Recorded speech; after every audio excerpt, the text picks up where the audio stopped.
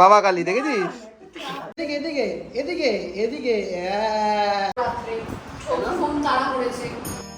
একটি সুন্দর এবং মিষ্টি সকালের শুভেচ্ছা জানিয়ে আজকের ভিডিও শুরু করতে চলেছি। আমার দুই ভাগনা এবং ভাগ্নি সন্দেশ এবং চমচম তাদের মামা ভাতের অনুষ্ঠান ঘিরে আজকের এই ভিডিও। নিয়ম অনুযায়ী অন্নপ্রাশনের পর মামাবাড়ির তরফ থেকে মামা আয়োজন করে এই মামা ভাতের অনুষ্ঠান, তাই ওদের মামা ভাতের অনুষ্ঠানটি আমি আমার সাধ্য মতন আয়োজন করেছিলাম।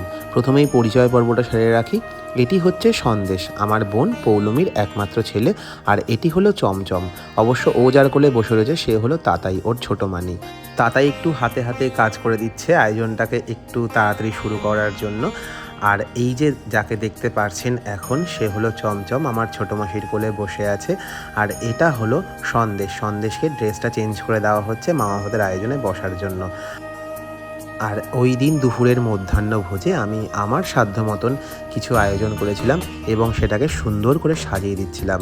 আর এই অন্নপ্রাশন, মামা ভাত, আইবুড়ো ভাত, এরকম ছোটোখাটো ঘরোয়া অনুষ্ঠানগুলোতে যদি এরকম করে খাবারটাকে সাজিয়ে দেওয়া হয় তাহলে বেশ দেখতে সুন্দর লাগে, তাই না বলুন? আর আমি যে আয়োজনগুলো করেছিলাম তাতে ছিল সাদা ভাত, বেগুন ভাজা, আলু ভাজা, পটল ভাজা, ফুলকপি ভাজা, কুমড়ো ভাজা, মাছ ভাজা, গন্ধরাজ লেবু, টমেটো, শসা এবং পেঁয়াজ। আর এর সাথে ছিল মাছের মাথা দিয়ে মুগ ডাল, ফুলকপির ডালনা,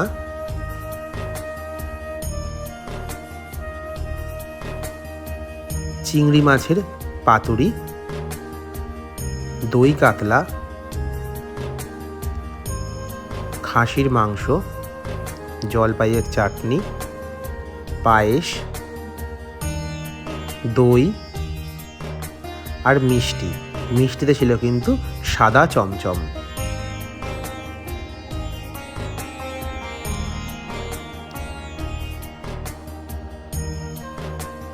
আর আরেকটি প্লেট মিষ্টি ছিল যাতে ছিল শুধুমাত্র সন্দেশ। অর্থাৎ এইভাবে পুরোটা সাজিয়ে দেওয়ার পর কিছুটা দেখতে কিন্তু এরকম লাগছিল। যখন পদগুলো সুন্দর করে সাজিয়ে দিলাম তখন কিন্তু দেখুন কি সুন্দর লাগছে পুরো ব্যাপারটা।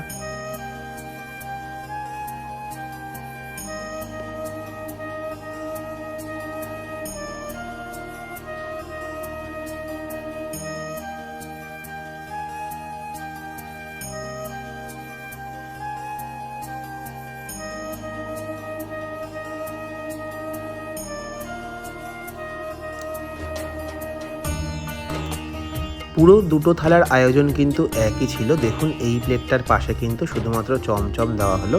আরেকটি যে প্লেট ছিল সেটাতেও সেম মেনুগুলোই সাজিয়ে দেওয়া হয়েছিল, শুধু সেখানে মিষ্টির আইটেমের মধ্যে চমচমের বদলে ছিল সন্দেশ।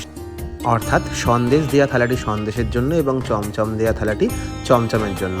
আমি সন্দেশ এবং চমচমকে একসাথে কোলে নিয়ে বসে গেলাম মামা ভাত খাওয়াতে, কিন্তু দুজনকে তো একসঙ্গে খাওয়ানো যাবে না বলুন। তাই প্রথমত আগে আমি কিন্তু চমচমকে খাওয়াচ্ছি, যেহেতু ও ছোট, অনেকক্ষণ অপেক্ষা করে বসে আছে। ও কিন্তু অবাক হয়ে দেখছে, বুঝতে পারছে না ওর সাথে কী হচ্ছে। মানে বোঝার মতন বয়সটাও তো খুব একটা হয়নি ওর, এখনও খুবই ছোট, 1 বছরও বয়স হয়নি। তাই ও কিন্তু ওর অ্যাক্টিভিটিগুলো করে যাচ্ছে এবং আমাকে ডিরেকশান দেওয়া হচ্ছে যে কোনটা আগে খাওয়াতে হয়। তো আমি ভুল করে আগে মিষ্টিটা খাইয়ে দিচ্ছিলাম, কিন্তু আমাকে বড়রা বললো যে আগে পায়েস দিয়ে শুরু করতে হয়, তাই আগে পায়েস খাওয়াচ্ছি। এবং পায়েসটা কিন্তু ও খেলো, দেখুন মানে ওর মনে হয় বেশ ভালো লেগেছে। তারপরে ভাতটা খাওয়াবো এবং সব পদগুলো জাস্ট ছুঁয়ে নিচ্ছিলাম, যেহেতু ওর এখনও অতটাও বয়স হয়নি খুব একটা তেল ঝাল মশলা খাওয়ার মতন, তাই শুধুমাত্র খাবারগুলো ছুঁয়ে নিচ্ছিলাম এবং সবটা ছুঁয়ে ছুঁয়ে ভাতটা ওকে খাইয়ে দেবো। আর সন্দেশ এবং চমচম যে ড্রেস দুটো পরে রয়েছে সেইগুলো কিন্তু আমি ওদের জন্য পছন্দ করে কিনেছি, স্পেশালি আজকের মামা ভাতের অনুষ্ঠানের জন্য। সব পদগুলো একসঙ্গে মিশিয়ে কিন্তু ভাতগুলোকে ভালো করে টিপে নিচ্ছিলাম, কারণ ও এখনও খুব একটা শক্ত খাবার খেতে পারে না। আর পাশে সন্দেশকে দেখছেন, ও কিন্তু ওর অ্যাক্টিভিটিগুলো করে যাচ্ছে এবং ও ভাবছে কতক্ষণে বোনের খাওয়ানো শেষ হবে এবং ওকে খাওয়ানো হবে।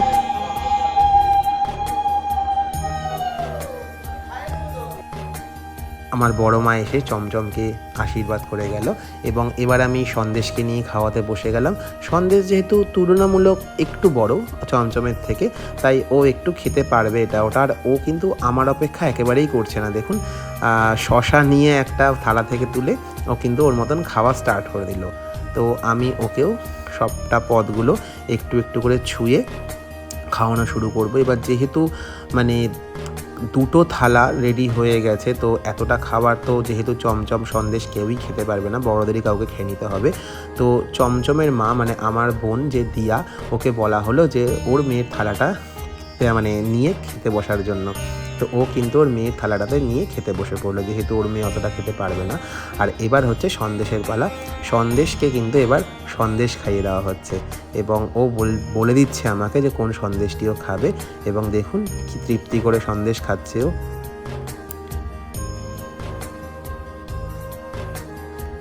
এবং মাঝখানে খেতে খেতে মানির সঙ্গে একটু কথা বলে নিল। আর পাশে যে বসে আছে আমার ছোটো মাসি, সে কিন্তু মানে পুরো আমাকে ডিরেকশান দিচ্ছে যে আমি কোন খাবারটা কোনটার পরে কি খাওয়াবো। আর এবার চলে এসেছে সন্দেশের মা মানে আমার বড় বোন পৌলমী। সুন্দর করে একটা ফ্রেম আমরা বন্দি করে রাখলাম, মানে আমার বোনের ছেলে এবং আমি তিনজনে মিলে। আচ্ছা, সন্দেশের সঙ্গে যখন খাওয়াচ্ছিলাম তখন কিন্তু বাকিরাও খেতে বসে পড়েছে এবং কারণ অনেকটা বেলা হয়ে গেছিলো, তাই কারোকে আর অপেক্ষা করানো হয়নি। এবং সন্দেশ কিন্তু বুঝতে পারছে না কি খাবে, তো অনেক ভেবেচিন্তে ও বলল যে ওর একটু মাটন খেতে ইচ্ছা করছে, তাই কিন্তু ও শুধুমাত্র একটা দুটো পিস মতন মাটন খেলো। দেখুন ও কিচ্ছু কিন্তু খাচ্ছে না, শুধুমাত্রই মাটন খাচ্ছে। বাকি আমার সব বোনেরা কিন্তু খেতে বসে পড়েছে।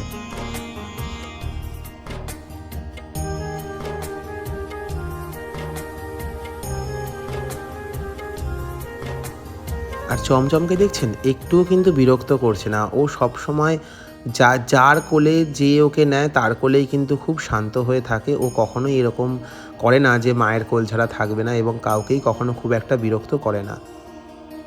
এদিকে ডাইনিংয়ে আমার মামা এবং বড় মাসিকে খেতে দেওয়া হয়েছে, ওরা খেয়ে নিচ্ছে।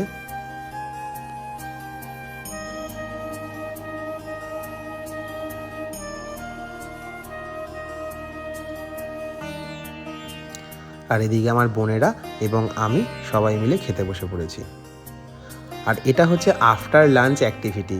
দেখুন এটা হচ্ছে আমার মামার কোলে চমচম, আমার ভাইপো টিটো, আমার বোনের ছেলে সন্দেশ, বাবা সবাই মিলে রয়েছে এবং আনন্দ করা হচ্ছে সবাই মিলে। মানে এটা মধ্যাহ্নভোজের পরে। আর এটা হচ্ছে সন্দেশ আমার কাজের জিনিস থেকে কিছু জিনিস নিয়ে এসে ও মা কালী সেজেছে। ওর এটা কিন্তু বেশ ভালো লেগেছে, হাতে একখানা খাড়া বানিয়ে দেওয়া হয়েছে এবং মাথায় চুল লাগিয়ে ঘুরে বেড়াচ্ছে। কেমন লাগলো আমার এই ছোট্ট আয়োজন অবশ্যই জানাবেন। আপনার মূল্যবান মতামত কমেন্টের মাধ্যমে জানাবেন। ভিডিওটি ভালো লাগলে একটি লাইক করে দেবেন এবং সাবস্ক্রাইব করে পাশে থাকবেন। অসংখ্য ধন্যবাদ ভিডিওটি দেখার জন্য।